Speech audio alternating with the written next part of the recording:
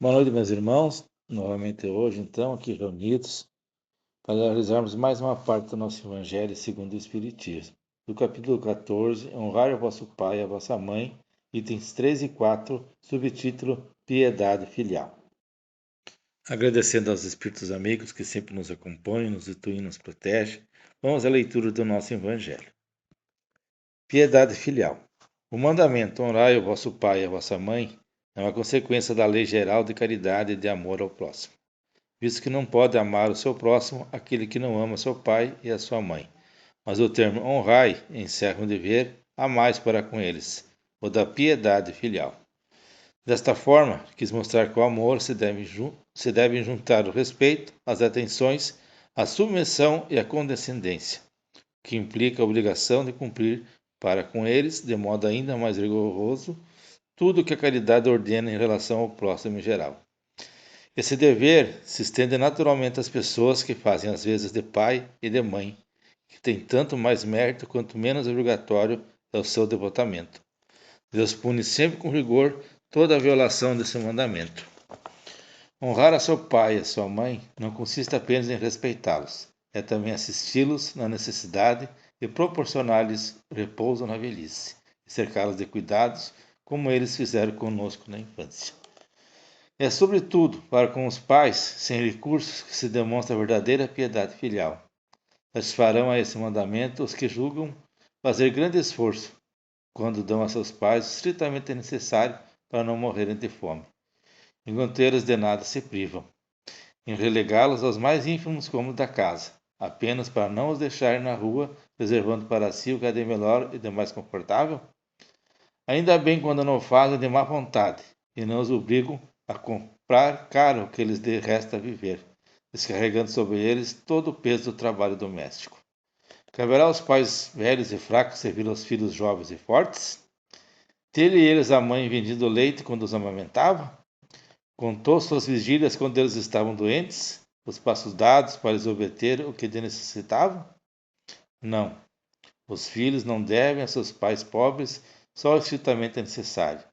Devem-lhes também, na medida de suas possibilidades, as pequenas doçuras do supérfluo, as solicitudes, os cuidados amáveis, que são apenas o juro do que receberam, o pagamento de uma dívida sagrada.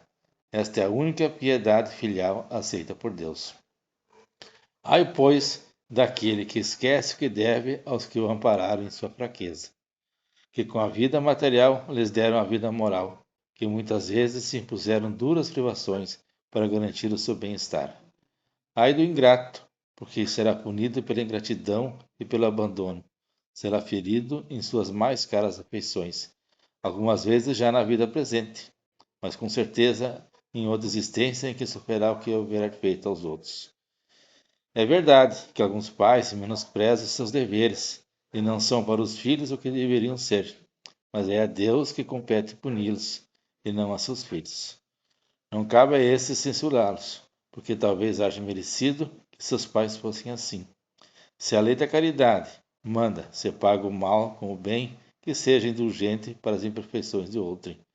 Não se diga mal do próximo, se esqueçam e perdoem as suas faltas.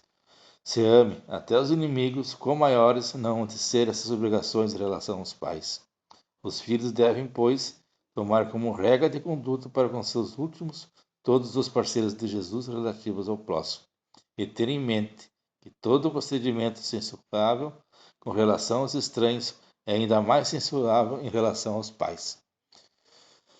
E o que talvez não passe de simples falta no primeiro caso, pode tornar-se um crime no segundo, porque aqui a falta de caridade se junta à ingratidão. Deus disse: honrai o vosso pai e a vossa mãe, a fim de viverdes longo tempo na terra que o Senhor vosso Deus vos dará. Porque ele promete como recompensa a vida na terra e não a vida celeste? A explicação se encontra nessas palavras, que Deus vos dará, as quais, suprimidas na moderna forma do decálogo, lhe altera o sentido. Para compreendermos aquela expressão, é preciso que nos suportemos a situação e as ideias dos hebreus naquela época. Eles ainda não compreendiam a vida futura. Sua visão não se estendia além da vida corpórea. Tinham, pois, em ser impressionados pelo que viam, do que pelo que não viam.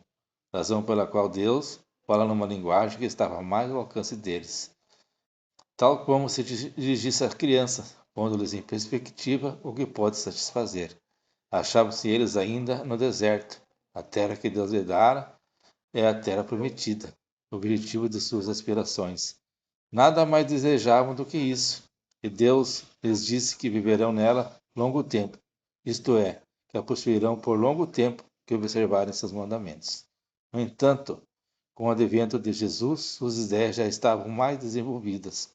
Chegada a ocasião de receberem alimentação menos grosseira, o Mestre os inicia na vida espiritual dizendo: Meu reino não é deste mundo, é lá, e não na terra, que recebereis a recompensa de vossas boas obras.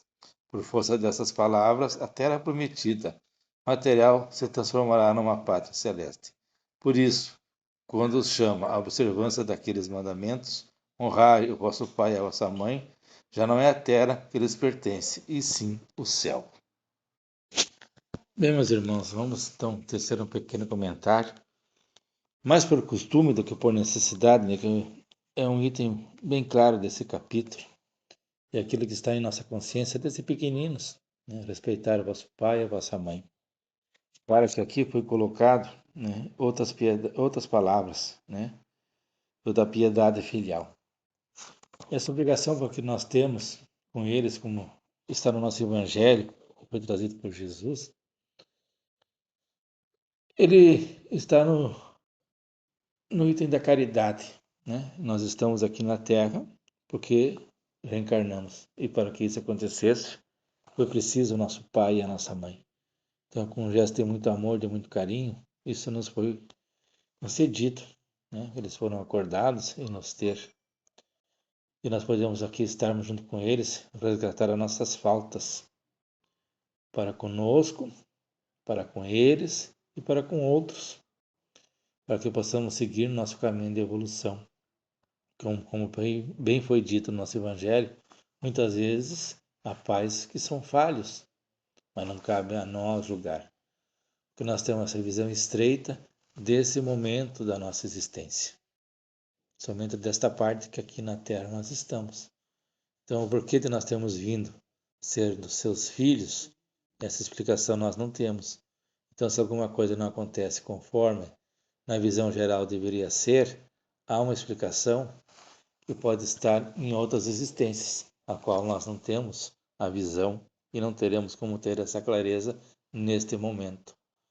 Então, se está acontecendo de sermos filhos de quem somos, sermos pai de nossos filhos, padrastos e qualquer outra função de educação, é certo e correto desta maneira e tem a necessidade de ser assim. Então, nós devemos respeitar esse mandamento de Deus, né? Honrar vosso pai e vossa mãe, acrescentando esses conhecimentos que agora estamos sabendo através do nosso Evangelho.